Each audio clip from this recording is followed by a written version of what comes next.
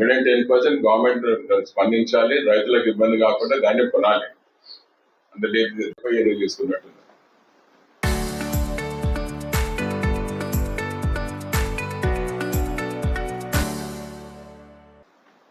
Road పక్కన కదా తీసింది. ఏంటంటే వాళ్ళకి ఇప్పుడు అంటే ఆ ప్రపోర్షనేట్ క్యాష్ రూపంలో ఎవరికి తీసి ఒక రోజులో మొత్తం నింపించవచ్చు. ఆ పరిస్థితి కానీ వస్తే మన కమిషనర్ ఇప్పుడు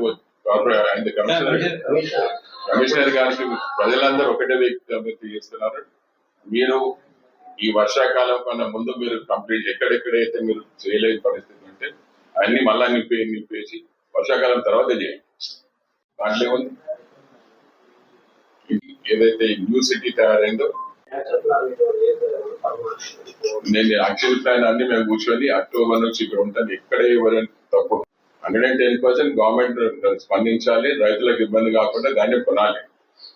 అంటే లేకపోతే ఎవరు కూడా గత 3-4 నెలల నుంచి ఒక అనవసరమైన సంఘటన.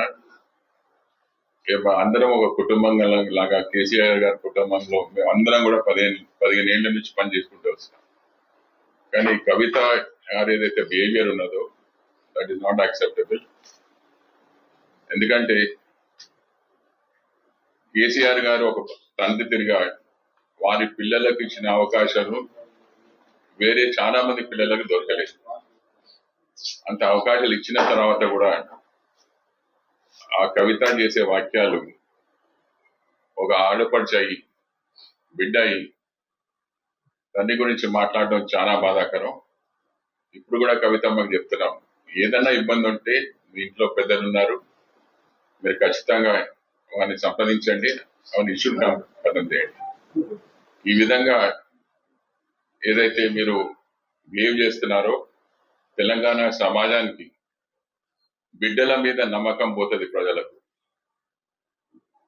ఇంకో అన్ఫార్చునేట్ థింగ్ ఏంటంటే పొలిటికల్ పార్టీ అనేది ప్రజల సేవ కోసం అన్ని తీర్ల అనుభవించి టిఆర్ఎస్ పార్టీలో మీకు ఎంపీగా అవకాశం ఇచ్చినారు, మళ్ళీ ఎంపీగా మీరు ఓడిపోయినారు. దాని తర్వాత సింగరేణి కార్మికులు మిమ్మల్ని గౌరవ ప్రెసిడెంట్ కూడా చేయడం జరిగింది. దాని తర్వాత ఆ యూనియన్ కూడా ఓడిపోయింది. మీరు పర్ఫామ్ చేయకుండా అవకాశం ఇచ్చినా కానీ మీరు పర్ఫామ్ చేయకుండా మీ బిహేవియర్తో మీరు ఓడిపోయినారు. దానికి ఇంకో వాళ్ళని బాధ్యత చేయటం చాలా అన్యాయం.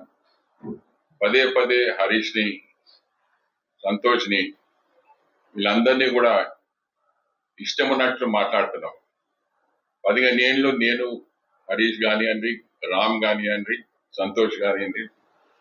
సంతోష్ అయితే 20 గంటలు తెలంగాణలో ఏ ఊరు నుంచి ఫోన్ చేసినా కానీ స్పందించి ఒక్క రోజు కాదు 2 రోజులు కాదు 15 ఏళ్ళు ఆ విధంగా పనిచేయడంలో అందరం కలిసి తెలంగాణ సాధించుకున్నాం.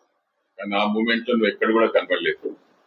ఎందుకంటే నేను కూడా ఒక 12 ఏళ్ళు కుటుంబ సభ్యుని తిరిగా సర్వెంట్ లో ఉన్నాను.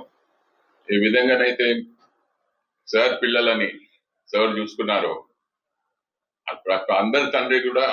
అందరి తండ్రులు కూడా వాళ్ళ పిల్లలకు అవకాశం ఇస్తారు, అన్ని ఆపర్చునిటీస్ ఇస్తారు.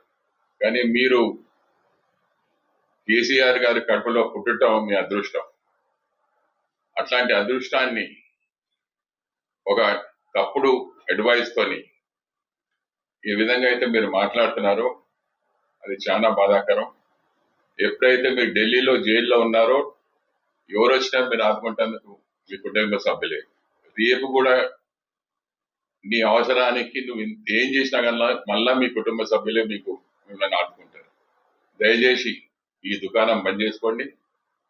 ఇంకా చాలా మంది పొలిటికల్లీ అన్ఎంప్లాయిడ్ ఉన్నారు. ఆ పొలిటికల్లీ అన్ఎంప్లాయిడ్ ఏదో కొత్త దుకాణం తెరిచిండ్రు, మాకు దీంట్లో అవకాశం దొరుకుతుందని అందరూ కూడా ఊపుతున్నారు. కొందరు ఆ పోయేటోళ్ళని కూడా మీకు చెప్తున్నాను, మీ ఇంట్లో మీ బిడ్డ మీ గురించి చెడు మాట్లాడితే మీరు ఏం ఫీల్ చేస్తారు? అక్కడ పోయేటోళ్ళు కూడా ఒకసారి ఆలోచన చేయండి. మనం అందరం ఒక సమాజంలో ఉన్నాం. ఈ సమాజంలో మన తెలంగాణ సమాజంలో ఆడపడుచులు మన బిడ్డలు తల్లిదండ్రుల కోసం ప్రాణాలు ఇస్తారు. కానీ ఈ విధంగా నువ్వైతే ఎగ్జాంపుల్ సెట్ చేస్తున్నావో ఇది చాలా బాధాకరం. ఈ సమాజం నిన్ను యాక్సెప్ట్ చేయదు. నువ్వు ఏదైతే ఊహించుకొని ముందడి పోతున్నావో నువ్వు అట్టర్ ఫ్లాప్ అవుతావు. మళ్ళా నీకు దిక్కు నీ కుటుంబమే. దయచేసి నేను పెద్దన్న తిరిగి చెప్తున్నాను, ఇప్పుడన్నా మీరు సార్ దగ్గరికి వెళ్ళి సార్ కాళ్ళ మీద పడి మాఫీ చెప్పుకొని ఈ పార్టీ వీటి అన్ని బంద్ చేసి మంచి ఇంట్లో ఉండు పిల్లలతో. ఈ విధంగా నువ్వు మాట మాటకు స్టేట్మెంట్ ఇస్తే ఇది కరెక్ట్ కాదు. రామ్ గాని మీ అన్న తిరిగా ఆయన చేసి అన్ని చేసినాడు.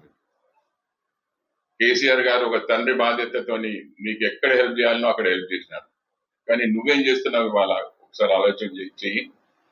దయచేసి ఈ సమాజం మొత్తం కూడా నీ గురించి చెడు ప్రజా ఆలోచనలు ఉన్నారు. యువ ధైర్యంగా చెప్పడం లేదు. నాకు బాధ ఆగుతలేదని మా మిత్రులతో అందరూ ఇట్లా ఉన్నది అంటే డెఫినెట్లీ మీరు ప్రెస్ వాళ్ళని చెప్పండి. నాకు నా ఉన్న బాధ పోతుంది అని చెప్పుకుంటా అని ఇవాళ మా పాత మిత్రులందరూ, ఎందుకంటే ఈ మిత్రులందరూ కూడా తెలంగాణ ఉద్యమంలో 15 ఏళ్ళు మాతో ఉన్నారు. ఆ మిత్రులందరూ కూడా అందరూ కూడా ఇదే ఆలోచనలు ఉన్నారు. ఏంది ఈ తమాషా ఏంది? ఈ సమాజంలో ఒక బిడ్డ మీద కూడా నమ్మకము తండ్రులకు పోతే ఈ సమాజం ఎట్లా నడుస్తుంది? దయచేసి కవితమ్మన్ ఇది చాలు. ఇక నువ్వు ఒక ఇమాజినేషన్, ఫాల్స్ ఇమాజినేషన్లు ఉన్నావు. నీకు అందరికన్నా దగ్గర నీ కుటుంబమే ముఖ్యం. ఎవరికైనా కానీ రేపు ఏమైనా కానీ ఈ కుటుంబమే మిమ్మల్ని ఆదుకుంటది. మిమ్మల్ని ఎవరైతే ఎక్కిస్తున్నారో వాళ్ళని మళ్ళీ కూడా చూడరు. దయచేసి మీరు ఇప్పుడు కూడా ఆలోచన చేసి సార్ దగ్గరికి వెళ్ళండి. కావాలంటే మేమందరం వస్తాం, సార్తో కూడా మాట్లాడతాం. ఈ ఇష్యూ అనేది బంద్ చేస్తే చాలా బాగుంటుందని కవితమ్మ మేము కోరుకుంటున్నాం. మా మంచిర్యాల ప్రజలందరూ కూడా మీరందరూ కూడా బాగుండాలి, మీ కుటుంబం బాగాలని మేము అందరం కోరుకుంటున్నాం. అందుకోసం ఈ ప్రెస్ కాన్ఫరెన్స్ పెట్టినాం. మీరు ఆలోచన చేసి వారం రోజులు డిసిషన్ తీసుకొని ఖచ్చితంగా సార్ దగ్గర వెళ్ళి సార్ దగ్గర క్షమాపణ చెప్పి కాలు మొక్కి దీన్ని అంతం చేయాలని మేము కోరుకుంటున్నాం. హెల్పింగ్ చేసుకుంటా పోతే వారసత్వం రాజకీయం అవుతుంది. వారసత్వం రాజకీయం అంటే మా నాన్నగారు వారసుని నేనే కదా. మా నాన్నగారు నాకు వారసత్వం ఇప్పించేది అంటే ఇంతకుముందు ఎక్స్ఎమ్మెల్యే ఎక్కడ ఉంటుండే. 99 లో నేనే ఎమ్మెల్యే అవుతుంది.